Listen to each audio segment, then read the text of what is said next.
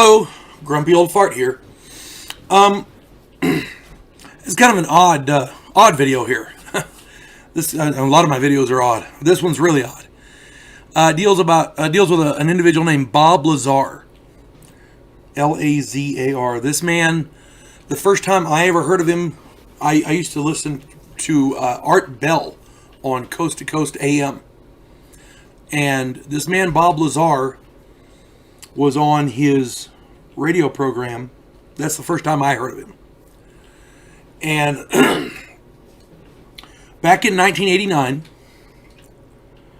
Bob Lazar claimed to have been a government scientist working toward, he was tasked with back engineering captured UFOs.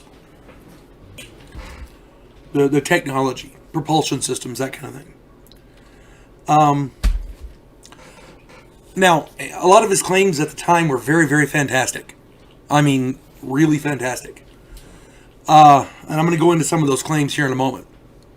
But this man, he made a lot of wild claims. And it's understandable why people would look at him and go, what? You know. Because some of his claims were so far out there that they defied logic. According to him, well, let's get back to him for a moment. Now, he was apparently taken to trial for revealing some information because he was under a contract with the U.S. government for this. He apparently is a physicist. Now, here's another thing. His background and his education is evidently non-existent. This guy doesn't have an education record, he claims to be a physicist, and he seems pretty knowledgeable about certain aspects of science. But it's one thing to say this guy was never trained as a scientist. It's another thing to say this guy has no educational background at all. He never went to school in the U.S., which makes you wonder if maybe somebody did erase his background for him speaking out like this. I don't know. I don't know if it happened or not. I don't know. But let's get into some of his claims. And by the way, he does say he was threatened over this. So now let's get into some of his claims. He claims he was a physicist who worked with nuclear weapons at Los Alamos. They said he was tasked at an area called S4, which is the southern part of what is now called Area 51. He said he was back engineering alien propulsion systems. Now, he claims to never have seen live or dead an alien body. So he can't say nothing about that. But he claims that there were a number of alien spacecraft that our government had. He says that there was an alien reactor the size of a basketball, and this thing generated a gravity field. Now, we don't have anything in human technology at this point that can generate a gravity field. So when he saw that, he knew something was up. That's when he knew, because they were being hush-hush. There's a concept in government called, in secrecy, in security, and it's called compartmentalization. It means you don't give anybody information they don't absolutely have to have. So this guy was back engineering propulsion systems, advanced propulsion systems, but he wasn't told where they were from. When he saw this generator that could generate a gravity field, according to his claim, that's when he knew something was up. This wasn't human technology. He says the U.S. had at least 9 alien craft. At least one of these craft was from an archaeological dig. So archaeologists dug this bad boy up somewhere. It was here. It had been here for a long time, buried.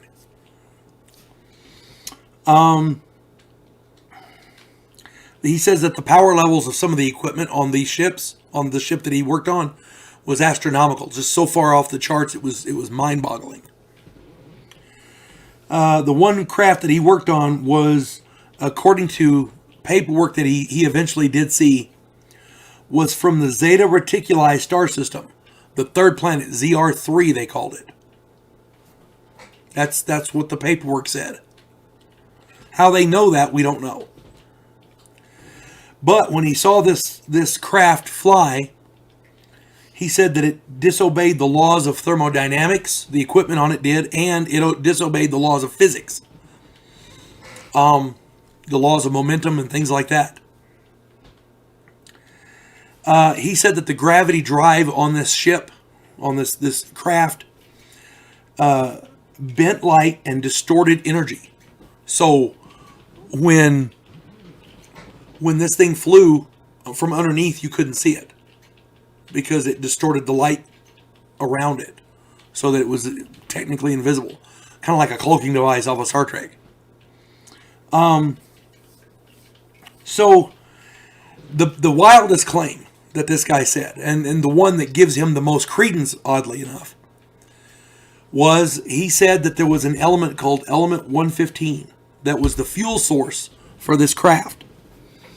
It's a heavy element, and it was not on the periodic chart. Well, lo and behold, years later, now there's an element called Muscovium, that's element 115, it's now on the periodic chart. And it does everything that Bob Lazar said it did. He made this claim back in the early 90s, I think it was. And this Muscovium wasn't around till after 2000. So, this guy's wild claim actually came true. Now, I'm not saying this guy's honest. I'm not saying he's real. Hell, he may be as loony as a bat, for all we know.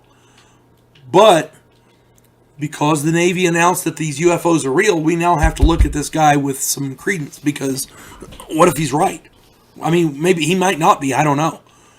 But what if he is? If he is, that's a lot of information to digest. You know what I'm saying? And Bob Lazar is still out there. They made a movie about it, about his disclosure of that information, and he's still making the touring circuits.